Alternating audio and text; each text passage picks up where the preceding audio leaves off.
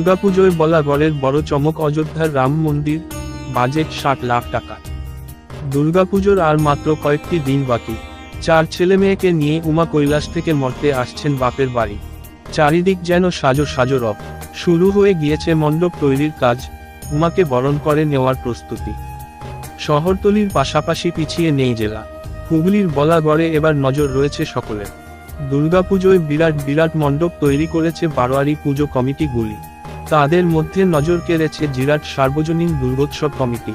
প্রতিবছরই মণ্ডপ সজ্জায় থাকে তাদের বিশেষ চমক।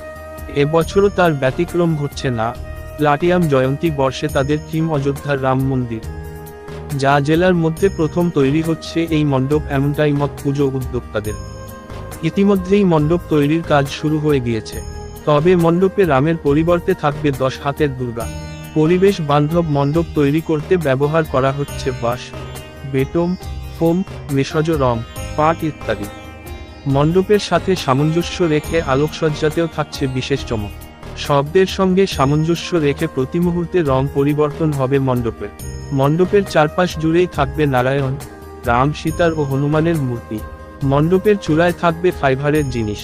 প্রায় 1 মাস ধরে চলছে এই মণ্ডপ তৈরির কাজ। তৃতীয়ার দিন মণ্ডপের কাজ সমাপ্ত করতে হবে, তাই এখন না পাওয়ার সময় নেই শিল্পীদের। শিল্পী তপন কুমার পাত্র বলেন, অযোধ্যায় রাম মন্দির তৈরি করতে যতটা জায়গার প্রয়োজন হয়েছে ততটা জায়গা পাওয়া যায়নি। কিছুটা কাটছাট করে এই মণ্ডপ নির্মাণ করা হচ্ছে। সম্পূর্ণ মণ্ডপে ফাইবারের কাজ করা হবে। মণ্ডপের চারপাশ জুড়ে থাকবে রামের মূর্তি এবং মণ্ডপের ভিতরে 25 ফুট বাই 25 ফুটের একটি ঝাড় করা হবে। সেটা কি ও বিভিন্ন মডেল দিয়ে সাজানো হবে। পুজো কমিটির সেক্রেটারি নীলাদ্রি মণ্ডল বলেন, ভারতবর্ষে সবথেকে চর্চিত মন্দির হলো এই রাম মন্দির। গত বছর এই মণ্ডপটি কলকাতায় আলোড়ন সৃষ্টি করেছিল। গ্রামের বহু মানুষ আছে যারা রাম মন্দির দেখার স্বপ্ন দেখলেও সেই জায়গায় তারা পৌঁছতে পারেন না, তাই আমরা রাম মন্দিরের অনুকরণে এই মণ্ডপটি তৈরি করছি। যেটি জেলায় প্রথম মণ্ডপ তৈরি হচ্ছে। বাহারি আলোয় সাথে সামঞ্জস্য বাজানো হবে সাউন্ড সিস্টেম, যা প্রতি মুহূর্তে মণ্ডপের রঙের বদল ঘটাবে। তবে মণ্ডপে কোন অসাংবিধানিক ডিজে বক্স বন্ধ থাকবে। পুজোর বাজেট প্রায় 60 লাখ টাকা। প্রতিমাতেও কোন বদল ঘটবে না। মণ্ডপের সঙ্গে সামঞ্জস্য রেখে সনাতনী মাতৃমূর্তি পূজিত হবে মণ্ডপে, যা দেখলে শ্রদ্ধায় মাথা নিচু হয়ে আসবে। আমাদের মূল উদ্দেশ্য মানুষকে শুধু আনন্দ দেওয়া।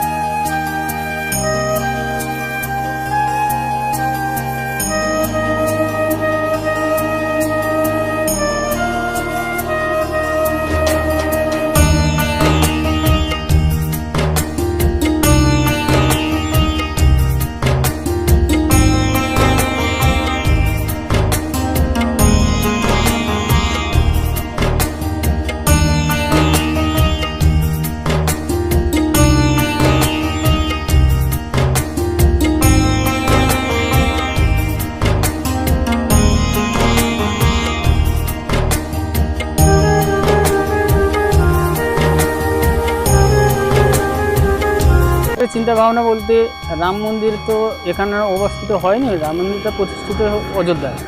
অযোধ্যায় থেকে ফটক এসছে, ওই ফটক দেখে আমরা ফটক অনুযায়ী কিছুটা কাজ করার চেষ্টা করছি। কীভাবে বলতে ওটা সম্পূর্ণ এখানে পুরোটা জায়গা পাওয়া যায়নি, যে জায়গা পাওয়া গেছে ওই জায়গার মধ্যে কিছুটা কেটে কুটে করা হচ্ছে। এখানে সব ফাইবারের পিলার থাকবে, ফাইবারের মূর্তি থাকবে, ছোট বড় মূর্তি থাকবে, নারায়ণ মূর্তি থাকবে, রামসীতা মূর্তি থাকবে, হনুমানের মূর্তি থাকবে, কিছু গণেশ মূর্তি থাকবে।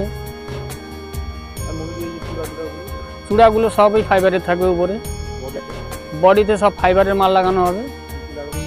এই যে এই ফাইবারের বড় বড় মূর্তি বলতে এই যে ওয়ালে বড় বড় মূর্তি ধরুন এই 5x5 ধরনের একটা বোর্ড তৈরি করে তার মধ্যে ফিটিং হয়ে ওই সব ওয়ালে বসবে, টোটালটাই ফাইবারের মাল। আমি আজকে এসেছি ধরো 24 দিন এসেছি আজকে।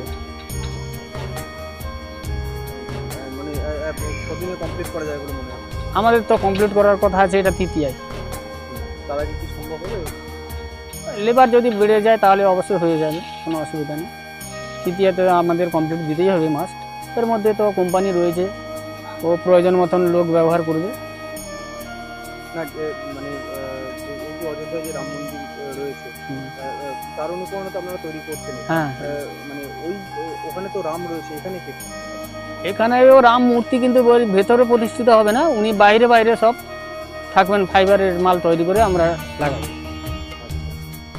আর মণ্ডপের ঝাড়ে কি কি ব্যবহার? মণ্ডপের ঝাড়ে আমাদের থাকছে এই ফাইবারের মূর্তি থাকবে, তারপরে মানে বিভিন্ন ধরনের ডিজাইনের কাজ থাকবে, বিভিন্ন ধরনের আর্টস লাগানো হবে, বিভিন্ন ধরনের মানে ফাইবারের প্লার লাগানো হবে। আর ঝাড়টা? ওই ঝাড়টা আমাদের 25-25 যে ঝাড়টা হবে ওটা পুরোটা কভার হয়ে থাকবে টক সিস্টেমে। আর লাইটেও তো একটা অন্যরকম ব্যবস্থা করতে হবে। লাইট তো ওনারা নিশ্চয়ই আলোচনা করেছেন কি লাইট মারবেন এরা, হ্যাঁ এটা এখন আমি ঠিক বলতে পারবো না। এর আগে আপনি কি?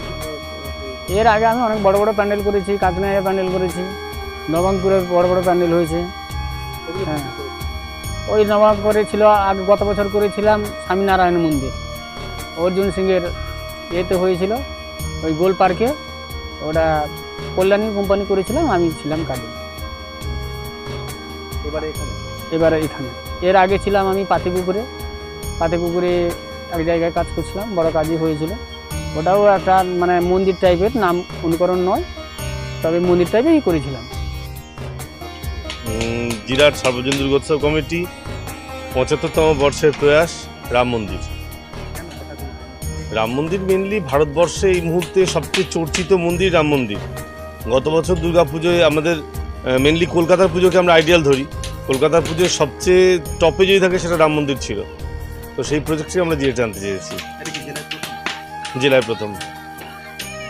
আর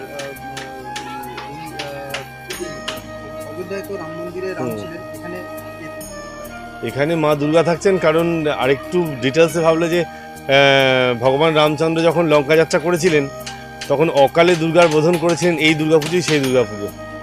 অতএব রাম মন্দিরের ভেতরে দুর্গা থাকতেই পারেন।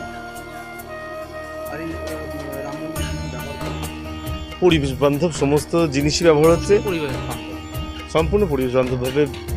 ফোম আছে, কিছু কালার আছে, ভেষজ কালার আছে, বাঁশ আছে, দড়ি আছে, জুট আছে।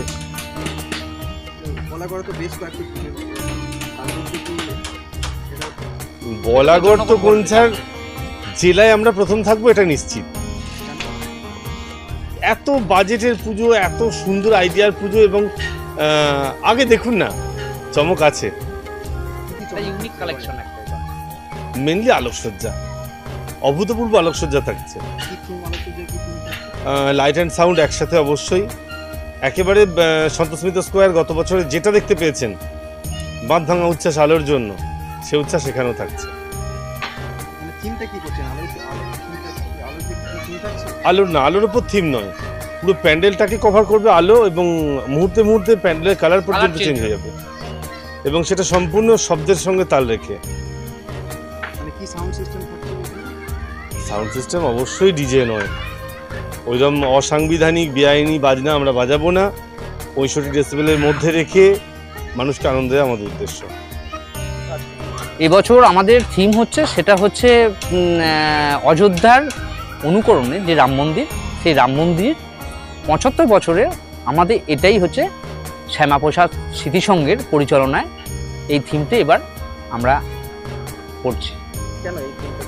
এই টিমটা দেখুন, সারা পৃথিবী জুড়ে যেভাবে আমরা রাম মন্দির একটা সারা ভারতবর্ষ, সারা পৃথিবীময় সারা ভারতবর্ষের যে সনাতন হিন্দুদের একটা প্রাণ প্রতিষ্ঠা এবং খুব এই সময়কালের মধ্যে খুব আলোচিত যে রাম মন্দিরকে নিয়ে, সেটা আমাদের একটা চিন্তাভাবনার মধ্যে দিয়ে এই থিমটাকে আমরা বেছে নিয়েছি। আর মানে এখানে তো অযোধ্যায় তো রাম রয়েছে, এখানে মা দুর্গাই থাকবে, যেহেতু দুর্গা মণ্ডপে তো দুর্গা থাকতেই হবে, এটাই স্বাভাবিক। হ্যাঁ, ব্যবহার হচ্ছে এই প্যান্ডেলটা টোটালি পরিবেশ বান্ধব প্যান্ডেল। তার মধ্যে হচ্ছে বাঁশ, কাঠ, দড়ি, তার মধ্যে বিভিন্ন ভেষজ আর কি কালারিং রং, এগুলো থাকবে। এই নিয়ে আমাদের প্যান্ডেল। দেখুন, প্রতি বছর সেইভাবে আমরা হয়তো না করলেও বেশ কয়েক বছর আমরা এই মাঠে আমরা প্রথম স্থান কিছু কিছু উদ্যোক্তাদের উদ্যোগে আমরা প্রথম স্থান অধিকার করেছি বেশ কয়েক বছর ধরে। আর এই রাম মন্দির কি জেলাতে কি প্রথম? এই জেলাতে, হুগলি জেলার এই প্রথম। আর প্রতিমাতে কি থাকছে? প্রতিমাটা থাকছে মা দুর্গার, আমাদের যেরকম ঢাকের সাজের মা দুর্গা, সেই ঢাকের সাজে আদলেই মা দুর্গাকে আমরা মানে একদম নিয়ে আসছি। সাবেকি প্রতিমা। প্রতিমায় কোন চেঞ্জ থাকছে? না, প্রতিমাতে কোন চেঞ্জ হচ্ছে না।